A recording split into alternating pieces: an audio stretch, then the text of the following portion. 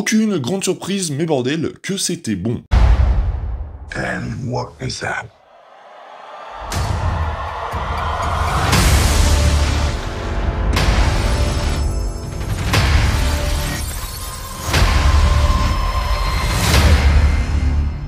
Salut tout le monde, c'est Spidey. Aujourd'hui les amis, on se retrouve pour une vidéo que j'avais très hâte de faire, puisque oui, ça y est, aujourd'hui sort le premier épisode de Secret Invasion, et ça y est, enfin on retrouve cette spirale de voir un épisode, de lancer Disney Plus tous les mercredis matins, afin de retrouver une série Marvel. Ça fait vraiment super plaisir. Bien sûr, restez connectés et soyez au rendez-vous, puisque sur la chaîne on parlera des 6 épisodes, et bien sur les 6 semaines qui vont venir, donc vraiment restez connectés. Et aujourd'hui donc on se retrouve pour ce premier épisode, qui vous l'avez compris, m'a beaucoup plu, donc voilà, n'hésitez pas à vous abonner, à liker et à partager, et surtout n'hésitez pas à me dire vous ce que vous avez pensé de cet épisode en commentaire, ça m'intéresse, et sans perdre plus de temps, on va passer directement à cet épisode. Donc voilà, ça y est, le premier épisode qui s'appelle Retour sur Terre est arrivé, il dure 55 minutes, donc là on a mangé un bon gros bébé pour le premier épisode, et ça fait super plaisir, puisque,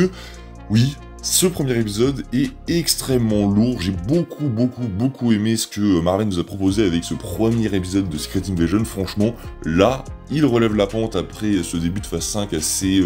mitigé avec Ant-Man et la Guêpe Quantumania, puis un Gardien de la Galaxie qui a été excellent. Là, on continue sur du très bon pour l'instant, hein, avec un épisode qui, je trouve, est vraiment super. Comme quoi, Marvel ne doit pas se diriger vers des projets comme Thor Love and Thunder, comme She-Hulk avec de la comédie, mais un bon thriller d'espionnage, comme on l'a eu aujourd'hui avec Secret Invasion. Ça fait énormément de taf, et on prend bien plus notre pied, je pense, devant un projet qui est vraiment sérieux, qui a de l'ambition, comme Secret Invasion, qui, je trouve, réussit à merveille son entrée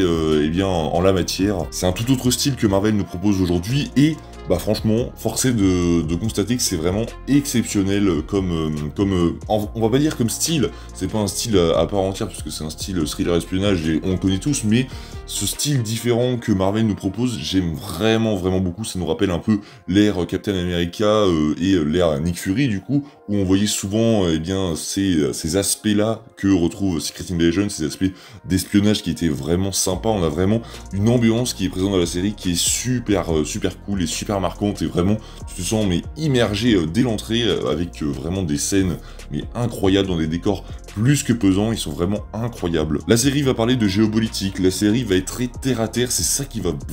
vraiment beaucoup me plaire, je pense. Et ce que j'ai beaucoup apprécié également avec ces premiers épisodes, c'est qu'on pose les bases. Voilà, on pose directement le contexte, on te dit ce qui va se passer, quels sont les enjeux, qu'est-ce qu'il faut arrêter, bref, on te dit plein de choses, et maintenant, on sait ce qui va se passer dans la série. On prend pas 30 ans à développer un personnage comme Marvel aime bien le faire, où on te tease quelque chose qui va arriver seulement plus tard.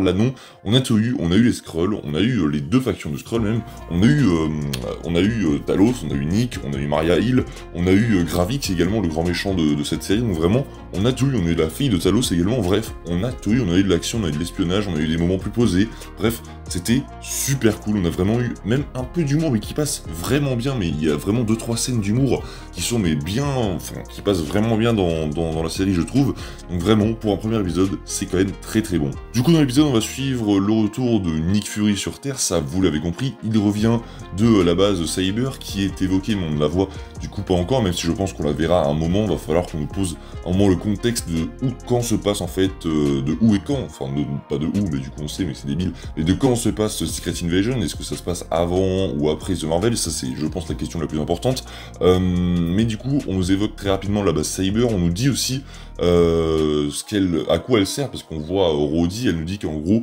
c'est un peu une base qui sert à éviter ce qui s'est passé avec Thanos, c'est-à-dire à repérer les dangers qui arriveraient sur la Terre. Donc c'est plutôt intéressant. Pour ma part, je savais pas du tout qu'elle servait à ça, vraiment, je sais pas si ça avait été évoqué ou quoi que ce soit avant, mais je n'étais pas du tout au courant, donc pourquoi pas.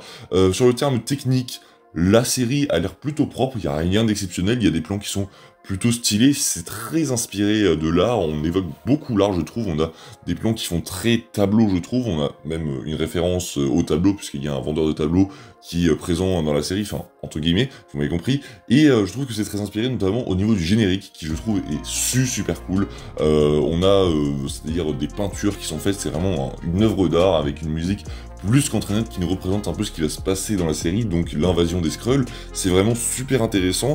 Juste petit problème, c'est le logo Marvel qui a été skip, je ne sais pas ce qu'ils ont fait, c'est-à-dire que ils l'ont accéléré, t'as l'impression qu'ils n'avaient pas le temps de le mettre, je sais pas pourquoi, mais ils ont un peu mixé le logo Marvel pour qu'il dure moins de temps, et je trouve ça un peu chelou, je sais pas pourquoi ils ont fait ça, ne touchez pas s'il vous plaît Marvel à notre logo, s'il vous plaît, enfin bref, je sais pas pourquoi ils ont fait ça, ce n'est pas grave, on verra bien s'ils le feront sur la suite, mais j'espère que non, parce que bah c'est quand même un peu dommage. Du coup je me suis perdu, mais du coup Nick Fury revient sur Terre, et donc on lui pose un peu ce qui s'est passé, on lui dit que en gros les Skrulls vont revenir, il retrouve Talos et Maria Hill, de son côté on avait l'agent Ross entre guillemets, où là ça a vraiment servi en fait à nous poser le contexte, l'agent Ross qui a été poursuivi par Talos, puisque l'agent Ross n'était en fait qu'un Skrull de la faction de Gravik qui cherchait à apprendre des informations sur qu'est-ce qu'il se passait. Non, qu'est-ce qu'il cherchait? Si, je crois qu'il cherchait une base au Kazakhstan, si je ne dis pas de bêtises, pour Gravik, et du coup, enfin bref, c'est assez perturbant, mais voilà, c'était en fait Talos et un homme de Gravik. Ensuite, on va te montrer que eh bien, Nick Fury, Talos et Maria Hill ne sont pas les seuls à être sur la piste des Skrulls. On a le personnage de, je ne sais plus du tout comment elle s'appelle, celle qui est habillée en rouge, qui du coup, elle, est un peu plus, voilà, violente dans ses actions, et en gros, c'est pas la meilleure des personnes pour résoudre le problème, c'est ce qu'on nous dit en tout cas. Et donc, par la suite, on va avoir l'introduction donc de la faction de Gravik, où on va découvrir que les Skrulls ont fait en gros leur Skrullos, leur nouvelle planète, c'est dans un petit coin de la Terre, je crois que c'est dans une usine nucléaire, si je ne dis pas de bêtises, où donc là on va retrouver donc la fille de Talos, on va retrouver d'autres Skrulls, bref, qui ont décidé de découvrir, enfin de revivre entre guillemets sur Skrullos, mais en gros d'essayer de revivre la vie qu'ils avaient avant, sauf que je pense qu'au fur et à mesure de la série, ils vont se rendre compte qu'en fait, ce n'est peut-être pas le bon choix qu'ils aient fait de rejoindre la faction de Gravik, et donc là on va nous montrer ce que font en gros et ce que veulent faire eh bien Gravik et ses mercenaires. En gros, ils veulent provoquer une guerre entre les Américains et la Russie pour, eh bien,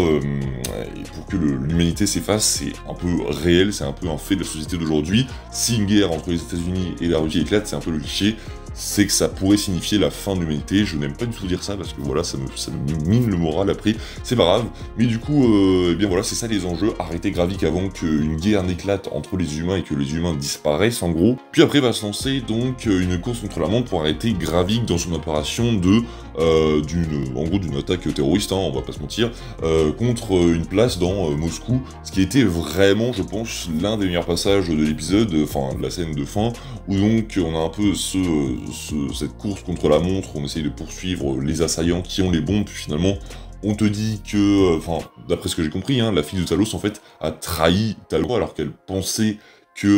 ne les avait pas trahis, sauf si c'est Gravik qui avait tout compris et que elle n'avait pas donné les bombes finalement à la fille de Talos, et que du coup il s'était lui-même chargé de mettre les bombes puisqu'il savait que la fille de Talos l'avait trahi, ou peut-être que c'est la fille de Talos qui l'a directement trahi. Ça, je pense qu'on le saura dans le prochain épisode. Mais du coup, ce qui s'est passé, c'est que ça a coûté la vie donc à Maria Hill qui nous quitte, ça y est, après, eh bien, depuis combien de temps elle est là, je ne sais plus du tout, mais ça fait quand même un paquet de temps qu'elle était là, et donc elle est morte, enfin, elle est morte. On verra bien, mais vraiment, un épisode qui se termine sur un plan de caméra qui remonte sur elle au sol avec du sang qui gicle de partout. Voilà, je pense vraiment qu'elle est morte. En plus, Nick Fury lui fait vraiment ses adieux. Donc vraiment, Maria Hill, je pense que c'est la fin pour elle. Donc voilà, c'était pas vraiment une surprise, puisqu'on s'y attendait, et en soi,